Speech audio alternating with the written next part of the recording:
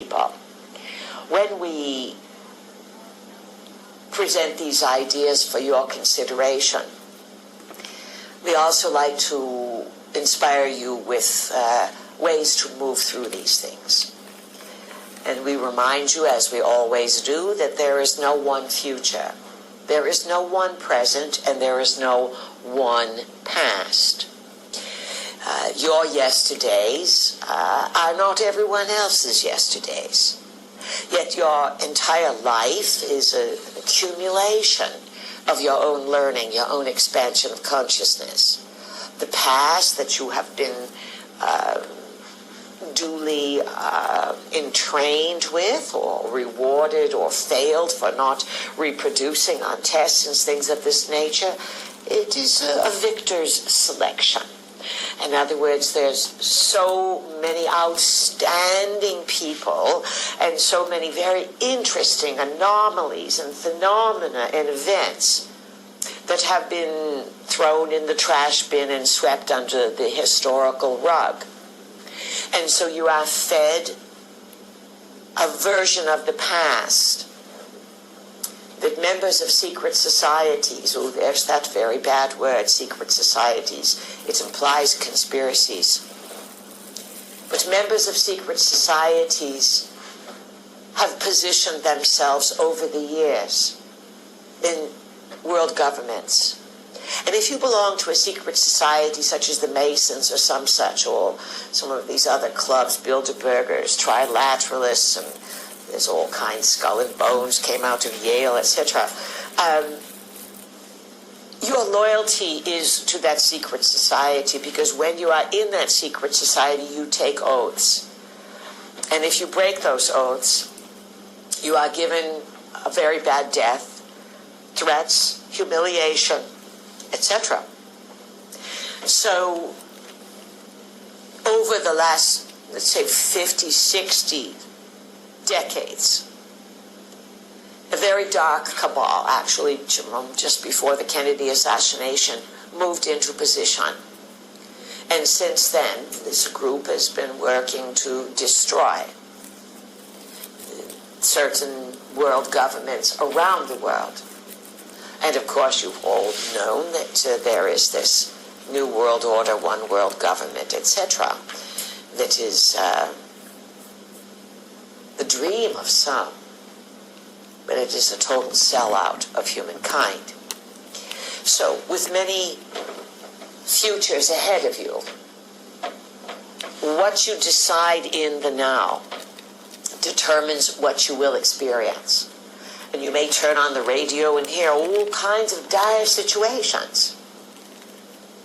But if you are very aware and very clear about what you are available for, and if you make wise decisions, you will make it through these times.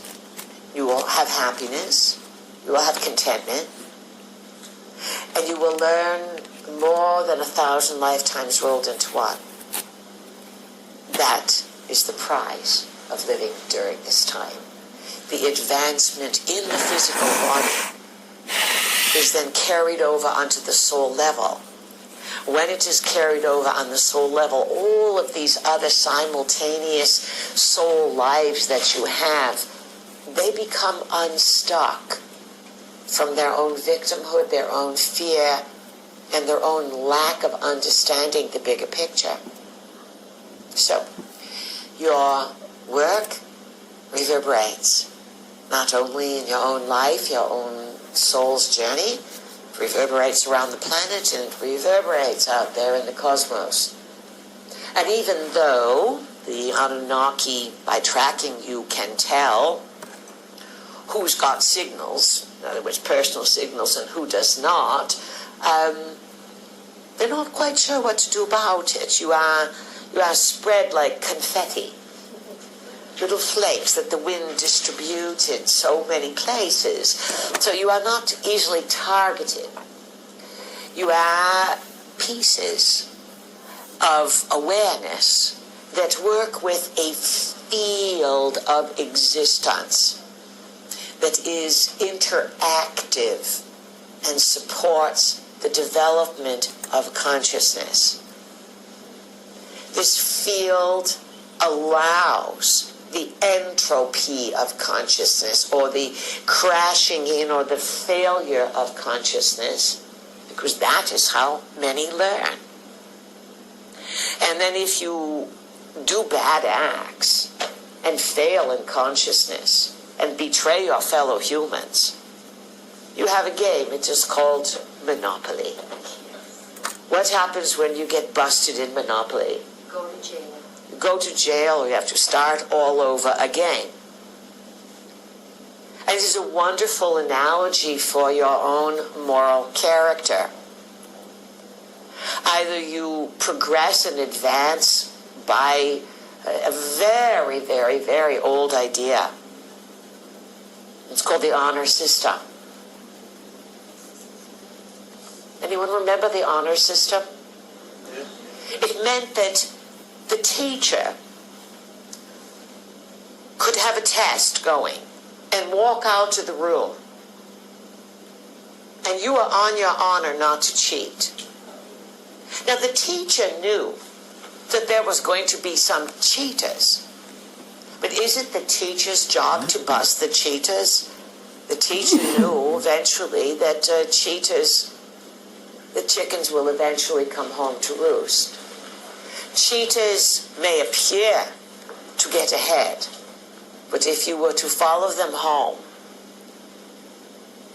and hang out in their kitchens, their bedrooms, their bathrooms, their living rooms, and see how they live, cheaters don't live well. Deceivers and dishonest people are under high anxiety.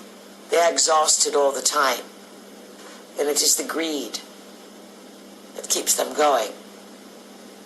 So this is, again, more food for thought. And this is what you'll be dealing with for 10 years and more. Because you add now, in 2018, yes? So 13, 14, 15, 16, 17. Those years were the first 5 years of the changeover period. And they started off slow and culminated with all of the tumult of last year. Now you are in 2018, year 1 of the second phase of the changeover years, which is 10 years. And this will be even more confounding and confusing, because all that has not been dealt with will now have to surface, and it will keep you occupied, as we said, for a good 10 years. You will be re-examining absolutely every single thing there is. And the USA, because it is like a house on a hill, where the sun rises and shines, will it survive? Are your people capable enough of holding a vision of freedom and free thinking